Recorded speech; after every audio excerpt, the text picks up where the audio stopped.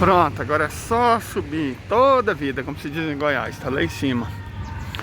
Bom, então a questão da segurança de Meca e Medina sempre foi muito importante para os árabes. Por isso, não é que a região não tenha caído sob potências estrangeiras. O Império Otomano dominou aquelas bandas por alguns séculos, mas o Império Otomano era muçulmano. Então, como diz o outro, tudo sussa, né? Aquela é uma região que é o berço do islamismo, sagrada para o islamismo.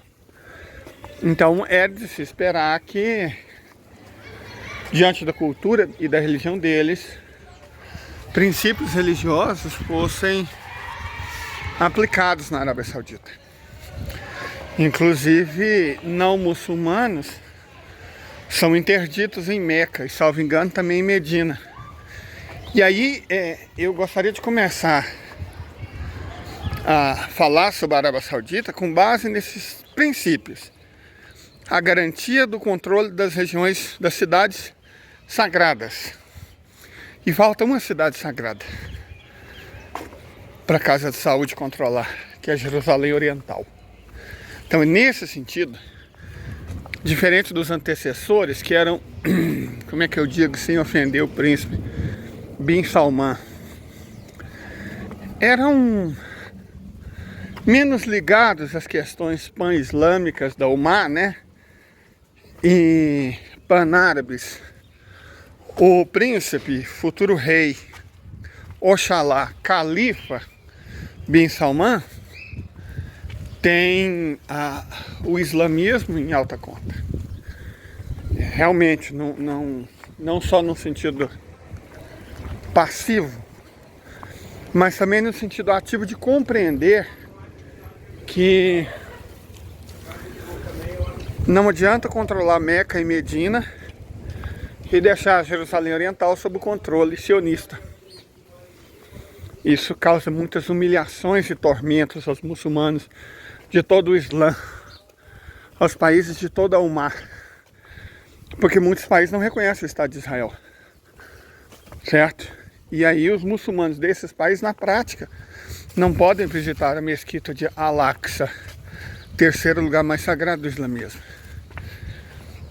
E isso tem que mudar.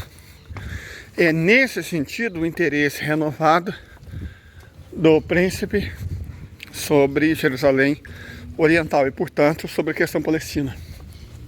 A questão palestina, ao que tudo indica, para o Bin Salman, não é só uma questão de opressão. Não, é muito mais profundo do que isso. É o controle de uma cidade sagrada para os muçulmanos por uma potência hostil ao islamismo, certo? Então, a tentativa de normalizar as relações com os árabes que Israel vinha praticando, ela vai dar com os burros na água, já está dando com os burros na água, porque a Arábia Saudita deixou claro que até pode normalizar, mas somente se e quando a Palestina for livre e Jerusalém Oriental for capital desse Estado palestino livre. Então esse é o ponto. E isso é inegociável, certo? O Bin Salman é de outra natureza. Ele não tem vocação para ser cachorrinho fraudiqueiro de potência ocidental. Ele tem noção da importância do país, da riqueza do país e das obrigações que ser um governante árabe que tem a suzerania e o domínio sobre cidades sagradas tem. Nesse sentido, ele é um muçulmano muito mais cônscio do que os ancestrais dele. Na verdade, os Estados Unidos, eles tentaram dar um golpe, né? Tentaram subterfugiamente dar um golpe na Arábia Saudita com a desculpa de Primavera Árabe. Eles tinham o rei que eles esperavam, não era o Bin Salman. Eles trabalharam para que o rei da Arábia Saudita fosse outro. Deram com os burros na água, né? Parece que a CIA É um poço de incompetência sem tamanho. Sem tamanho. Então eles deram com os burros na água. Bin Salman, muito mais inteligente, que deve ter aprendido Maquiavel ainda na primeira infância, não caiu na esparrela da democracia, né? Essa palavra que o Ocidente usa para impor os próprios interesses em todos os países do mundo. E ele conseguiu, na prática, assumir o trono da Arábia Saudita. Ele não é o rei ainda, porque o pai dele está entre nós. Mas essa não é uma situação permanente, como a gente sabe, né? Então, a expectativa é que ele se torne rei em breve. E eu acredito, honestamente, que ele não quer apenas ser rei da Arábia Saudita. Ele quer ser califa. E aí entra outro ponto, que é o seguinte. Ele precisa de uma Palestina livre. Uma Palestina livre é importante não só por conta desse aspecto religioso, mas muito mais do que isso. Não tem como haver integração entre Ásia e África enquanto a cunha representada pelo Negev israelense existir. Na verdade, a criação do Estado de Israel pelos sionistas ingleses, britânicos e franceses, quando mandatos da ONU, né? Ele não precisava daquele terreno do Negev. O Negev, que é a cunha que a entidade sionista coloca entre Ásia e África, tinha realmente esse objetivo, servir de cunha. Cunha, gente, é aquele pedaço de madeira que você coloca, hoje em dia tem de metal também, né? O povo anda meio fresco, numa ferramenta para impedir que ela saia do cabo. Mas no jargão militar, cunha é uma posição que você coloca entre duas forças inimigas para impedir que elas se conectem, certo? E é exatamente o que o Ocidente fez. O Estado de Israel foi criado para isso, para servir de cunha entre Ásia e África. Então não tem como a China fazer uma ferrovia super necessária entre o Oriente Médio, a Ásia e a África, conectando, por exemplo, Amman na Jordânia ao Cairo no Egito, sem passar pela entidade sionista. E a entidade sionista nunca vai permitir isso, porque é uma cunha, ela foi criada para ser uma cunha, ela foi criada para levar dissensão ao Oriente Médio, para acabar com qualquer possibilidade de paz no Oriente Médio, certo? Esse foi o objetivo. O Estado de Israel foi criado para isso, para impedir a paz, para semear o caos, a desordem, a desunião, a guerra. Quando o Ocidente cria o Estado da entidade sionista nas fronteiras que criou, o objetivo foi esse. Não foi, Israel saiu do controle, não. O objetivo do Estado de Israel sempre foi esse. Então, embora o rei da Arábia Saudita, o príncipe, né, Bin Salman, e o mandatário do Irã tenham assinado um acordo. Na verdade, o acordo foi assinado pelo pai do Bin Salman, o rei Salman, e pelo presidente do Irã. Mas, com certeza, há cláusulas secretas. E o acordo mesmo foi firmado entre quem manda, que é o príncipe, e o Ali Khamenei, do Irã. Estabeleça a paz entre os dois, a cooperação entre os dois, Arábia Saudita e Irã, porque ambos têm um objetivo comum: a libertação da Palestina, o fim da cunha e a libertação de Jerusalém Oriental. Certo? Quem patrocinou o acordo foi a República Popular da China, porque é do interesse dela fazer uma rede de trem-bala, uma rede que conecte a China com a África. E como eu disse, não tem como isso acontecer sem passar pelo território que agora pertence à entidade sionista.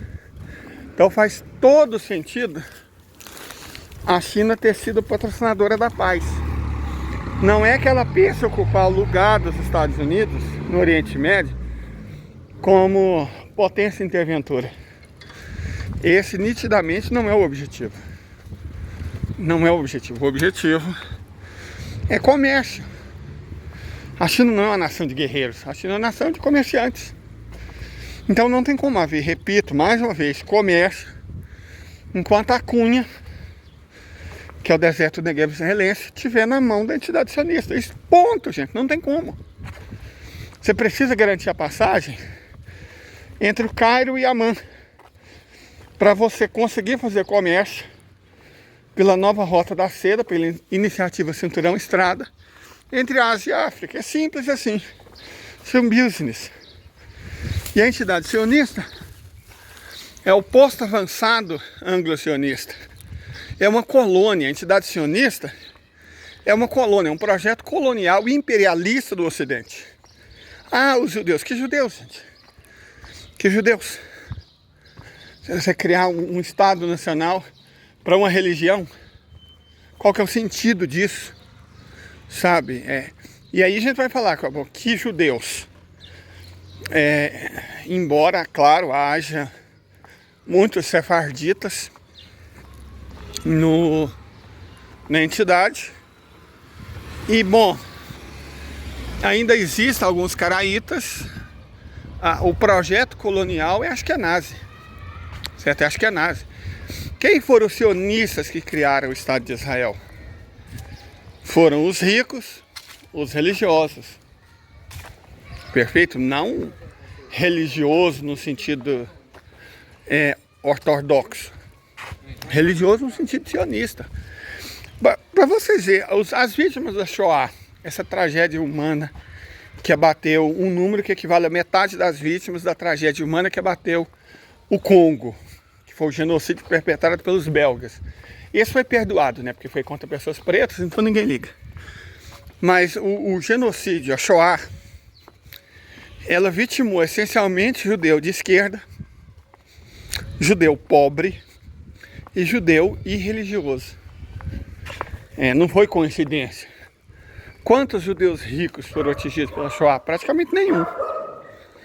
Quantos judeus religiosos mesmo foram atingidos pela Shoah? Muito poucos. Quantos judeus de direita foram atingidos pela Shoah? Também poucos. O perfil das vítimas é muito claro. E a gente teve experiências colaboracionistas entre judeus e nazistas. Por exemplo, o gueto de Varsóvia era vigiado por uma força judaica. Certo? Então esse negócio de falar, judeu não colaborou com o nazismo, isso não é necessariamente verdade. Perfeito? Não quer dizer, né, que os judeus foram ativos na Shoah. A Shoah foi um projeto imperialista, colonialista e racista do Ocidente. Uma espécie de apartheid. Como que existe na própria entidade sionista. O que a entidade sionista faz é apartheid. Você colonizar um território que não te pertence e excluir o povo nativo desse território do destino da sociedade. O que os brancos africâneres fizeram na África do Sul é essencialmente a mesma coisa que os imperialistas israelenses e colonialistas israelenses fazem no território do Estado de Israel. Isso, além de moralmente, não dá para discutir a moralidade disso. Se você tem dúvida a respeito da imoralidade disso, você nem deveria estar aqui. Vai procurar outro canal para você, irmão. Irmã, sério. Né? Vai procurar outro canal. Então, a questão colocada aqui, do ponto de vista saudita, é que essa imoralidade tem que acabar. E do ponto de vista iraniano, a mesma coisa. Por isso, o Irã aceitou abrir mão da destruição do Estado de Israel, pelo menos oficialmente, para colaborar com a Arábia Saudita. E por isso foi a China que patrocinou a paz entre esses dois países. Porque, embora esteja conectada com o problema, existem muçulmanos na China, claro, os Hui e os uigures, mas não é um problema chinês.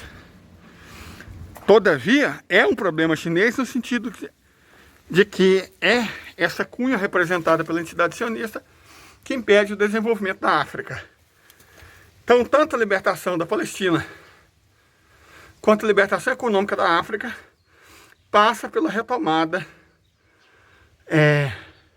por quem de direito de vastos territórios hoje em mão dos sionistas, certo? E a Arábia Saudita, evidentemente, é patrocinadora disso. Ela participa disso, ela tem vários interesses a respeito disso. Ok? Tenha um bom dia.